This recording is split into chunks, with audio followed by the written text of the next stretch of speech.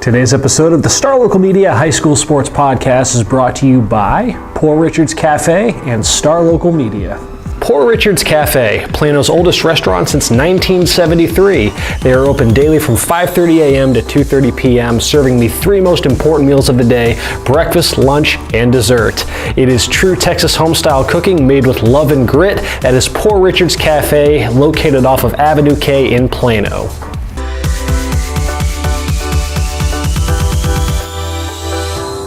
Welcome to another episode of the Star Local Media High School Sports Podcast. My name is Matt Welch. I'm the sports editor at Star Local Media, and I am being joined by Justin Thomas and Brian Murphy. Gentlemen, let's continue our discussion of, let's cast some district MVP ballots. So on Monday, we broke down our MVP picks for 6A, and now we're going to do the same thing over in 5A. We're going to go boys and girls, talk about most of our 5A districts, and just talk about some of the marquee players in what has been another just star-studded season of high school basketball coverage. Who do we foresee getting the coveted District MVP award when all is said and done? Whereas on Monday we began talking about 9-6A, a district that has 4 or 5 players that can all make worthwhile cases for winning District MVP. You look at McDonald's All-American. Yes. You look at a district like the 8-5A boys, where you've had 3 teams that have been ranked in the state's top 10 all year.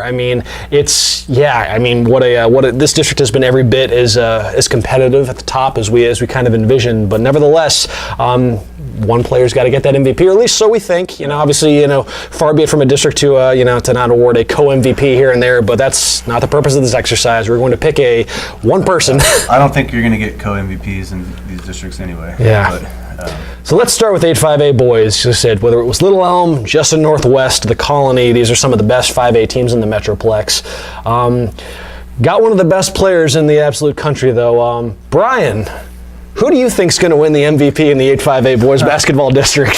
First you got to look at teams like Northwest. You can't discredit those guys. I want to throw them some love. They have the big guy Freeman, the big monster. You have Avery Anderson going to Oklahoma State. These guys would be MVPs in almost any other 5A district in the state. Then you have the guys from the Colony, Bryce Okpoh and Luis Rodriguez, who has one of the most three-pointers in the state or in the area or something like that. Right now he's hitting over 3 threes a game. Yep. Coach Siegler told me that guy can shoot it from the parking lot, and so head coach Rusty Siegler from Little Elm. Probably can't see him shooting from the parking lot though, because he's only 5'6". That's crazy. It's insane. Wow. But then you gear over to Little Elm, and a guy that has outplayed and outperformed guys like Tyrese Maxey, Avery Anderson, just to name a few. That's RJ Hampton. He's averaging 31 points per game. Last year's 5A Player of the Year in the state of Texas. He's missed some games. He missed a couple games against Lake Dallas and Broswell. They lost against Broswell. They still took care of Lake Dallas, but he's still, I think he's 3rd in the area in points scored, even though he's missed some games, but he leads the area in points per game, 31.5. He's going to have to ramp it up a higher notch now that freshman phenom Trey White, who's averaging 16 and 9. Imagine averaging 16 and 9 when you have a player like RJ still on your team, getting all the shine offensively. He's transferring. I'll have a story on that this week. Make sure to check that out. But RJ's going to have to put up James Harden numbers. His scoring average is going to have to go up to 35 or so. It's a team game and this and that, but when you have a guy like RJ, it's going to have to skyrocket. He's the MVP, no doubt about it. There's no question. He's in the running for 5A Player of the Year again. He's a top 5 player in his class in the country. It's I could go on and on and on, but he's the MVP. End of discussion. Who do you think steps into that secondary role now? Because it really does change the dynamic of that team now. It does, because if you look in previous years, you've had in RJ's freshman year, it was him and Devin Pullum. And Devin Pullum is now one of the key players at Eastern New Mexico, where Coach Siegler's son is the head coach.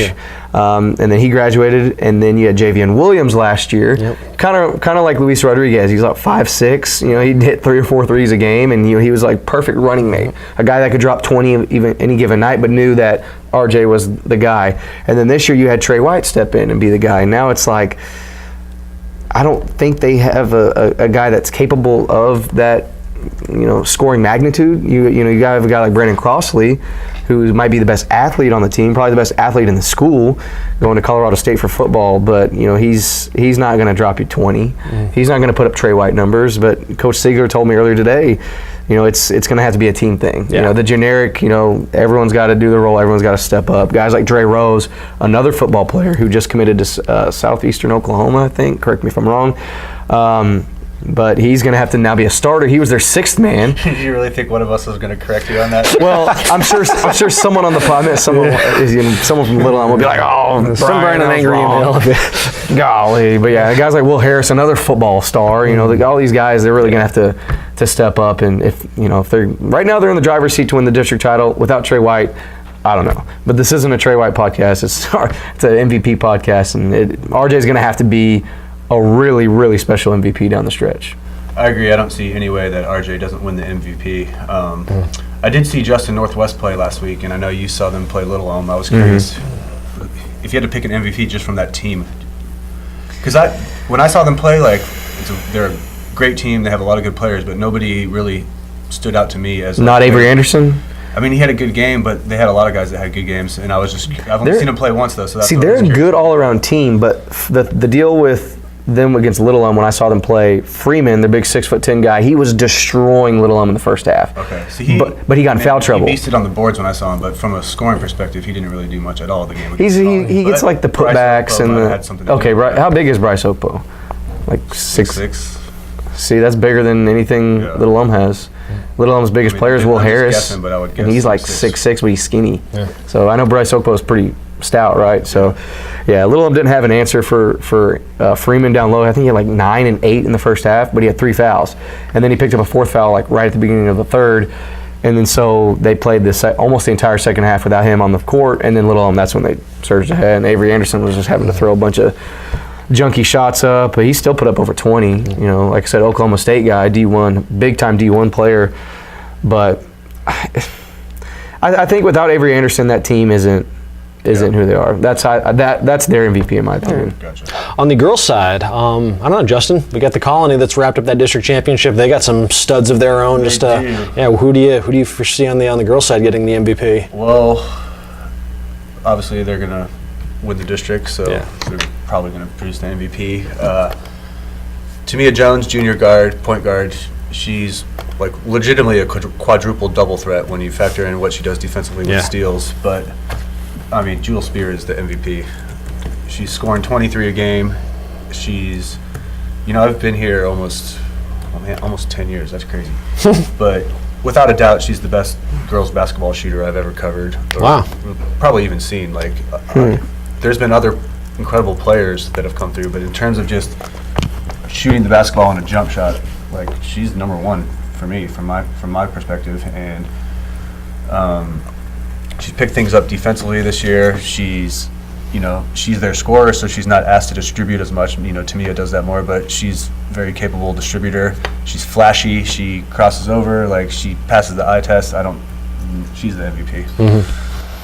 Yeah, you just think of just kind of the moments that she's had, and I kind of intimated the same thing on Monday's podcast. You just think in pro sports, and the MVP, whether it's in the NBA or something, they always have a few moments that just stick with you throughout the course of a season. That when you're making your case, oh yeah, I remember that. That was amazing. That's why they're the best player in this district. And when you talk about Jewel, it's there's players when you watch the game and you're he scored 23 points. It doesn't seem like it.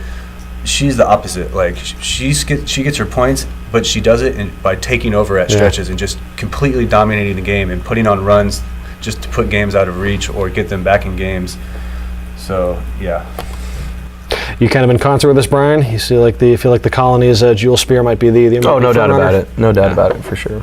How about Frisco? Let's see. Let's talk some Frisco ISD over in 9-5A. Let's go on the girls' side. Let's stick with the girls' hoops. You have two of the best teams in the state, Lone Star and Lynn Liberty. And they're set to show down on Tuesday. So who knows? Yeah, maybe tomorrow's Tuesday's game might be a bit of a swing game in this race. But nevertheless, just kind of talk a bit about right now, where are you leaning as far as district MVP goes? So right now, since we're recording this on Monday, Liberty and Lone Star play for if Liberty wins, they'll both share the district title. Lone Star wins, they'll go 18-0 in district, win the outright district title. And that'll be because of Adriana Quezada.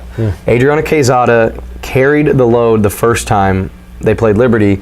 You know, she was held in check, you know, the first half, second half comes alive, scores like the last 8 points or something of the game, you know, hits the game winner at the buzzer in overtime. I don't have the stats from that game in front of me, but she single-handedly, you know, willed the Lady Rangers back in that game, who were down by 15 in the third quarter to beat Liberty.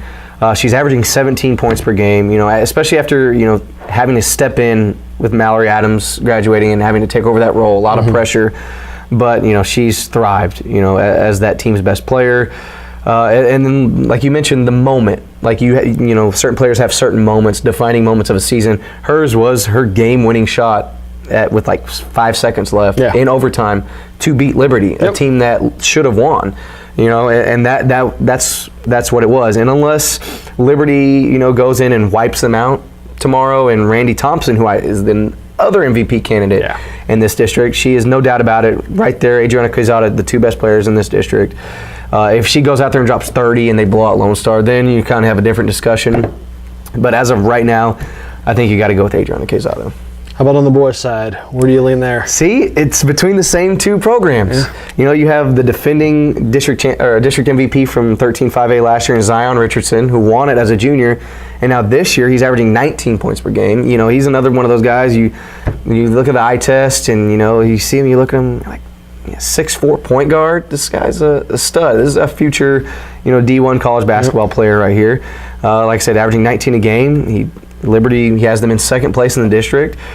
You know, and we look over at Lone Star, and you're like, they're undefeated too, just like the girls, 14-0, and you're like, who's their best player? Is it this guy? Is it this guy? Is it this guy? Isaiah Lewis? Is it Julian Larry? Is it Marvin Mims? Is it, you know, Brock Zare will have a big game, you know, out of nowhere, and it's like they're such a good team. They're so athletic, but I think if they do go undefeated, you know, the MVP has to go to someone. And I think Julian Larry, who we've had on the podcast before a few weeks ago, I think he's their best player. Okay. And that name sounds familiar because he's the team's quarterback on the team. Marvin Mims' name sounds familiar because he's, you know, a future D1 college football player, received so many offers. There might be their two best players. Julian Larry just dropped 25 on Friday against Heritage in a big win over against a really good Heritage team that has really good guard play. And so for him to do that against a team with really good guards, you know, says a lot, and you know, they have to be rewarded with an MVP if they finish undefeated, especially.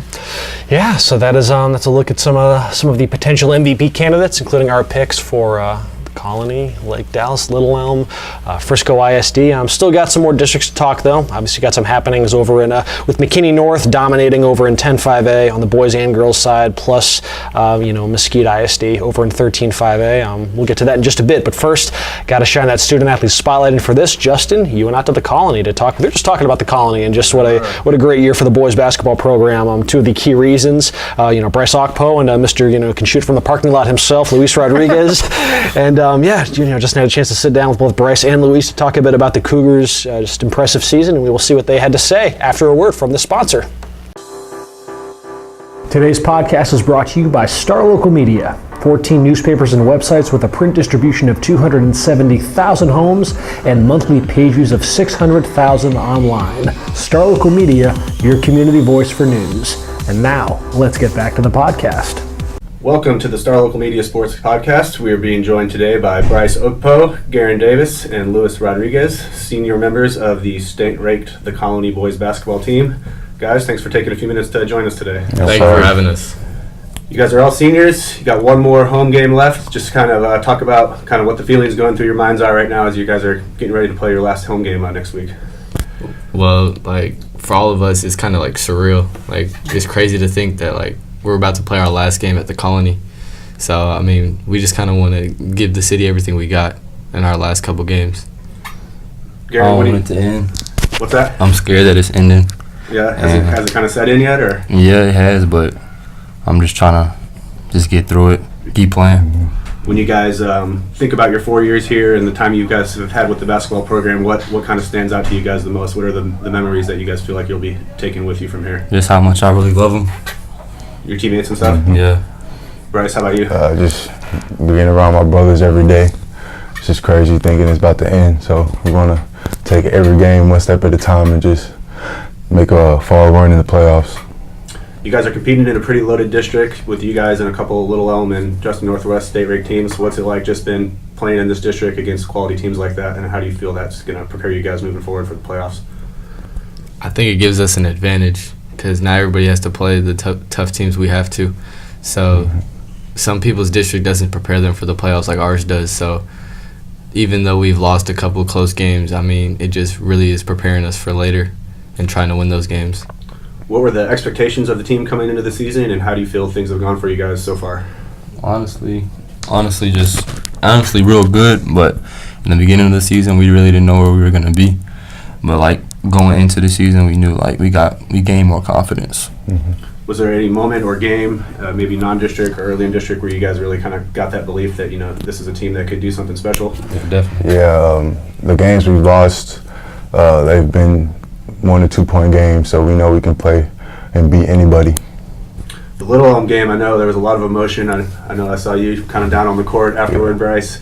Just talk about that game and what it's like with the atmosphere and what that game was like. It seemed much more than just a district game. It seemed like almost like a playoff game, like the season had ended or something. Yeah, well, it felt like a playoff game. It's just we wanted to win that game so bad, but we got another chance at it on Friday.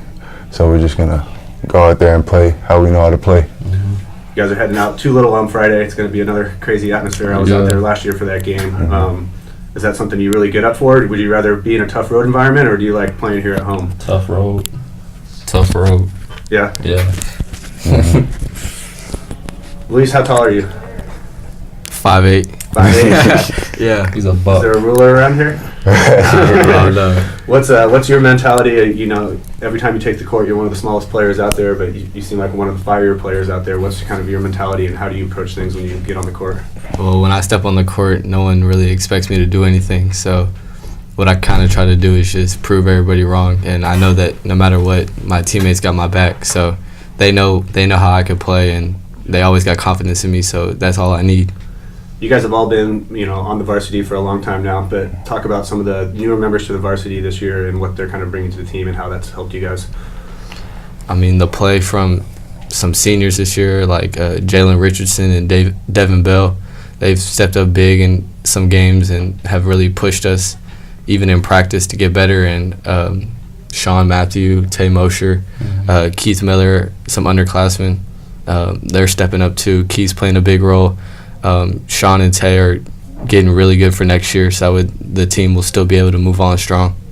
Do y'all feel like this is the strongest team you guys have had since you've been here? Definitely. Yeah. What is it about this team that kind of makes it different? Why has this one been so successful? We're just more together, and we just know like that we gotta play hard for each other.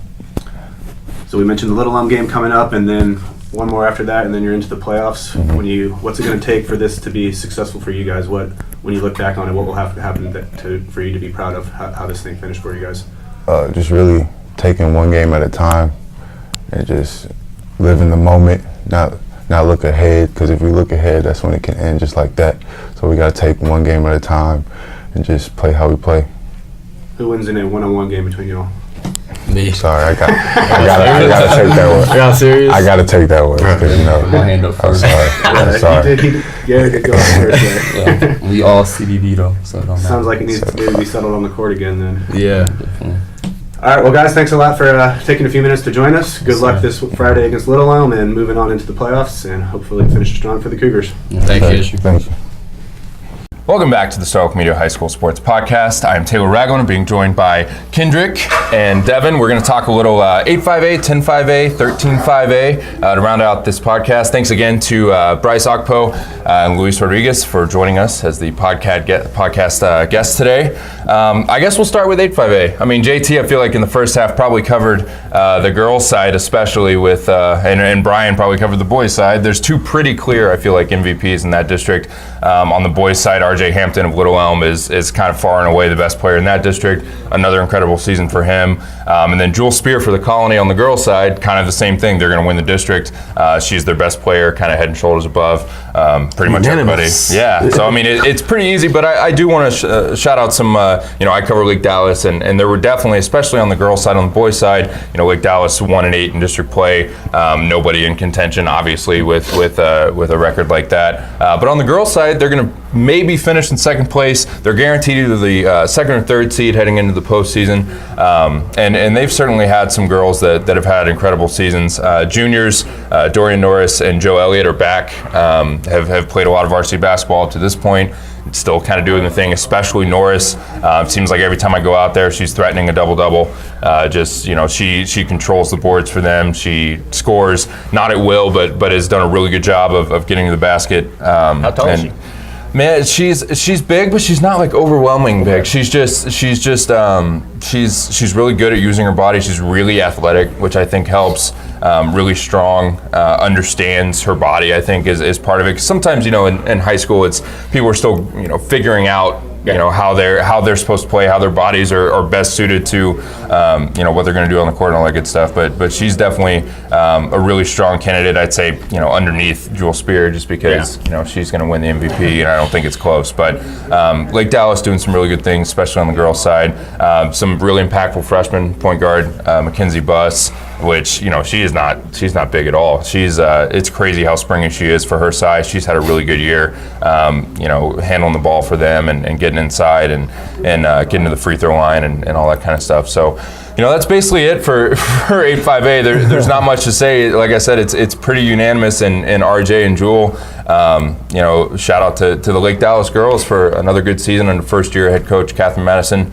They're returning to the playoffs for the second year in a row, but that's basically it. It's going to be a pretty easy decision, I would imagine, out there with maybe offensive and defensive, maybe a little bit tighter, and maybe Lake Dallas picks up some of those superlatives. We'll see. But as far as MVPs, it's a wrap, I think. So let's move on to how about you, Deb? I mean, let's see out there in 13-5A, correct? See what's going on in 13-5A. On the girls' side, Poteet won the outright district championship. There's some nice players in this district. Jordan Hammonds over at North Forney has been consistent for them. Lancaster has had several different players step up for the course of the year. But as far as MVP goes, I mean, Poteet has two star guards, DeJohnny Perry and Amaya Briggs, and they're really very, very similar players. They're smaller guards, but they're so active on the defensive end. Putting pressure. I mean, they're the catalyst of that pressure defense that Poteet has used, so effectively this year. They can both shoot. And so it's really hard to kind of separate them because their stats are similar, their styles of game are similar, and they have a similar impact on the game. So I think you're looking maybe at Amaya Briggs just because she is a 4-year starter, getting the nod, a slight nod. But then I can see DeJohnny Perry as the Offensive Player of the Year. Yeah, I think those two players, when you look at this district as a whole, have kind of separated, from the pack, and those two is the key for why Poteet's district championship. The boys' side is a little bit more muddled just because you have a Lancaster juggernaut over there with so many talented parts. Poteet's had a nice season. They're in line to make the playoffs. Tyler Jones, their senior guard, has been great. DJ Basie, their 6'9" center, has certainly made an impact. But Poteet is more of a lot of role plays. They don't have that standout. I can score 25 points a game kind of person. They have a bunch of guys that average between 6 and 10 points. So really hard to see an MVP coming from that team. When I saw Kaufman a couple weeks ago, they have a kid named Dylan Gunter who I was actually really impressed with. He's 6'10", can bang down low, but really smooth shot from the outside as well. Last night I saw, I believe he was averaging close to 20 points a game, so he's certainly going to get consideration. But I think when you have Lancaster running away with this district, it looks like they're going to probably finish undefeated. Yeah.